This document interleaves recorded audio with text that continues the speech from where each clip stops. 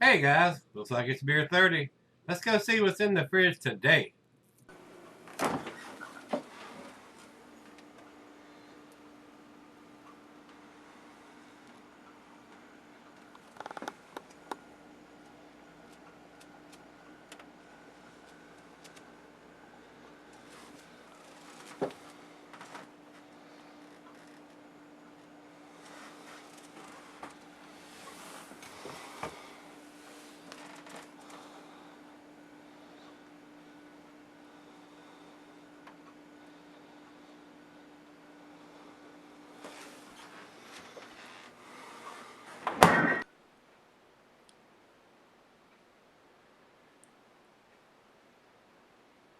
Hey everybody, thanks for stopping by Gregsbeerreviews today. This is probably going to be a big treat here. This is another one of the Treehouse beers, Treehouse Brewing. They're out of, let me get over here to where I can tell you where they're out of. They're out of Monson, Massachusetts. This was sent to me by Matt. He sent me two Treehouse and two of the Farm Hill beers, and got a feeling all four of those are going to be winners, guys. Treehouse is probably one of the number one up and coming breweries in the New England area. These beers are highly sought after. They almost have a cult following already, and don't think the distribution is very big, so I think it flies either off the truck as soon as it pulls up or off the shelf as soon as it hits the shelf. So just sad that I cannot get these beers from these guys here. But I had such wonderful subscribers such as Matt and a bunch of you other ones out there that send me these beers, and I feel damn lucky to be able to get my hands on them, be able to review them for you guys. So let's get on with this one, see what this brings. According to the can, it says it's a 7.5% here, IPA. And on the back of the can here it says you are fortunate enough to be holding the Treehouse Brewing Company's Galaxy Hop-Filled American IPA. Green is a massively juicy beer filled with flavors and aromas of pineapple, orange sorbet, or however you want to call that, and tangerine. It makes no apologies as it coats the palate with intense hop goodness. It is the result of our uncompromising dedication to fresh, progressive, delightful beer. We hope you enjoy it with laughter, good cheer, and in the company of those you love. Very nice. And on the bottom of the can here, it says 010516. So this is pretty damn fresh. It was just done this month. It doesn't get any fresher than that. Uh, when somebody can pick it up either at the brewery or as soon as it shows up and ship it out and get it to somebody like me where I can review it, and it's only a week or so old. So feel pretty damn lucky. Great job, Matt. Do appreciate it, my brother. Let's get on, like I said, with this one, see what this one brings. I don't have the IBUs listed here, and they are not on the can. That is the only thing that I would like to see them do. Everything else is on the can. Tells you what hops they've used, what the ABV is, when it was canned on. Excellent job, guys. Excellent job. I really appreciate these small breweries that do that. I mean, they go the extra step by dating it, give you the IBUs, tell you on the can what hops they've used. Very nice. Very well done. Uh, I'm really looking forward to this, guys. I really, really am. Commercial description here on Rate Beer says our cross-continental IPA made with Australian and American hops, the citrus-heavy IPA opens up the glass with notes of pineapple, tangerine, and orange rind. It is a sharply bitter. The name comes from the initial batch, which post-boil the wort looked green from so much hop particulate floating around. Sounds like a hop head lover's delight. And I'm sure it's probably going to be. I've heard a lot of good things about this beer. And the Julius that I did the other day, it was awesome. It was awesome, and I'm expecting this to be awesome too. Food pairing for this is going to be your typical IPA. Cuisine is your curried in a Thai, and the cheeses are pepper Monterey, pepper jack, sharp blue cheddar, your more pungent, stronger cheeses. And the meat is poultry, fish, shellfish, and salmon. And I'm going to add grilled meat to that because I like everything off the grill with a nice juicy IPA. Glassware pint Bacchanonic mug, style Sidell. I'm using my favorite glass, the Sovereign Beer Glass, and not recommended for Crescentic cellaring because it is an IPA, guys. So that's all we need to talk about. So let's stop talking and start pouring. I'm getting the hops already. Wow. Wow.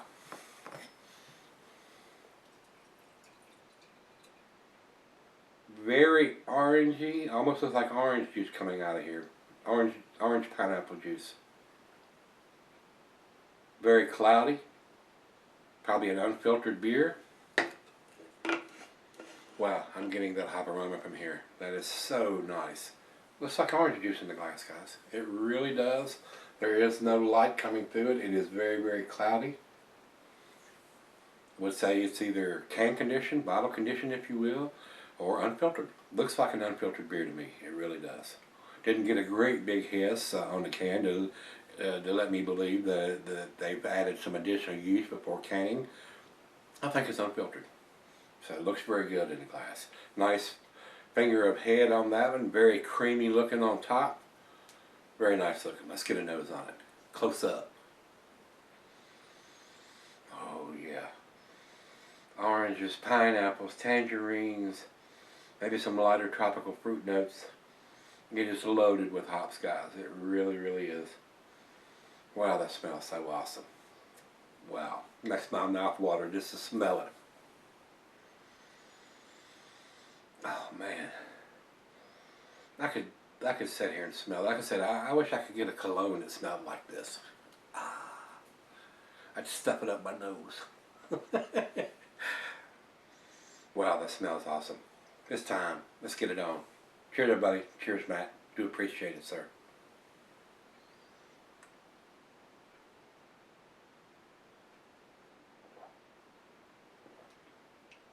Oh, that's delicious. That is delicious.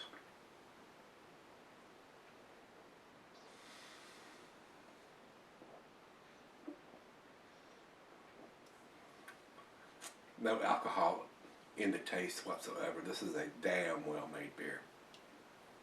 And I'm going to be right honest with you guys.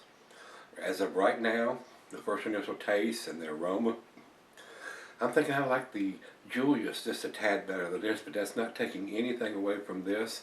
I'm sure they probably use different hops in the Julius than they've used in the green.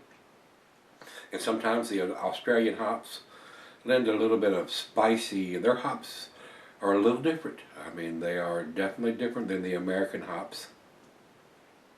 But it is still pretty damn awesome.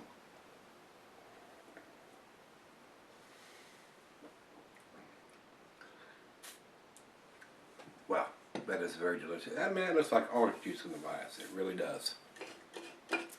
I'm gonna get it all. Wow, awesome lacing. It's already left in the glass from just that sip or two I've taken off of it. Wow, that's delicious. That is delicious, guys. These guys are doing it right.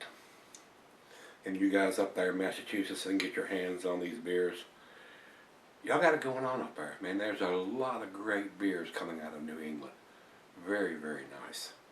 They're giving California a run for the money and some other places in the country. I don't know how expensive. This is a 16-ounce can. I would think that in a 16-ounce can, in a 7.5%, I would just assume that this comes in a 4-pack, not a 6-pack. And if it's not overly priced in the $10 to $12 range, it's worth it. It's worth picking up. So, well, I'm gonna sip on it, take it back, let her have a sip or 2 or 3, what she wants, and we'll come back here shortly after I sip on it and see where it ends up. Looks like an A beer, guys. Just kind of figured it was going to be. I'll be right back. Hey guys, I'm back. Got just a little left here, and been sitting on about 30 minutes or so. Just come up to room temperature. Very citrusy. A lot of orange, tangerine, grapefruit. Got a little spiciness to it there from the Australian hops they've used with the Galaxy. Very, very nice beer. Very tasty beer.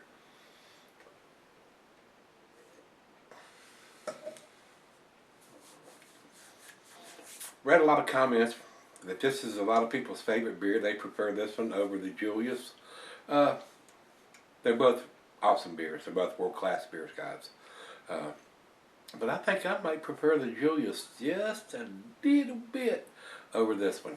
Not to degrade this at all, because they've used different hops on both of these beers.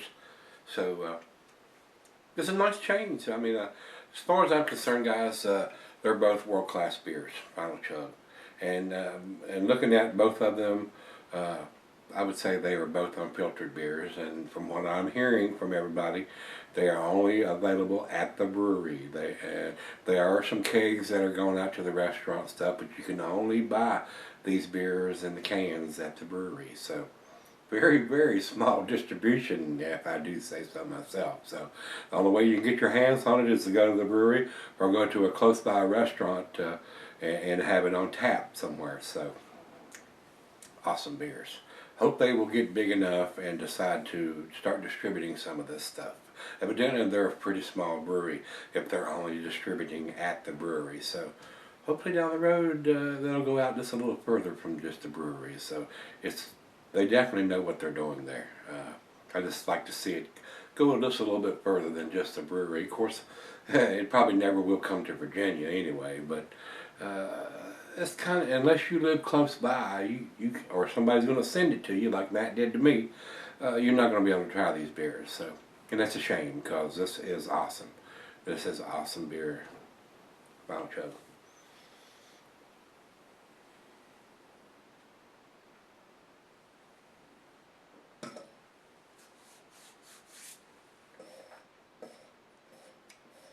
The lacing on the glass is off the chain here, guys. It's wow, it's very delicious, very, very delicious. It's another 10 from me from these guys. I've had two beers from these guys, and both of them have been 10, so that tells you something. I even had one of my subscribers ask me, because I've already posted the Julius review the other day, and asked me whether I preferred the Julius or a Heady Topper or a Pliny. Well, that's a tough question. They're all three world-class beers, so and they're both impossible just about for me to get my hands on. So I don't know if I could pick one over the other. They're both extremely well made. They're all three extremely well made beers, and they're all extremely hard for me to get my hands on. If there was one that I could get here locally easier over the other, I would probably choose that because of availability. But all three of them have to be sent to me by somebody. So I don't know if I could pick one over the other, because they're just all three so hard to get. So that's a tough question. And like I said, all three of those are 10s, and they're all three world-class beers. They're awesomely made, but they're also very damn hard to get your hands on unless you live close to one of those breweries. So. Like I said, 10 for me, guys. It's a 100. Going over to Beer Advocate, they say it's a 100, and going over to Rate Beer, they say it's 100 overall, 100 in the style. So another one that's 100s all around from everybody. It doesn't get any better than that. If you're a hophead, this is one of the beers you should try to seek. Trade and get your hands on it. Make a road trip and go by and pick it up. Whatever it's going to take to get your hands on it, that's what you need to do, because it's that good. It's pretty damn tasty. I would love to be able to get these beers here, but I cannot.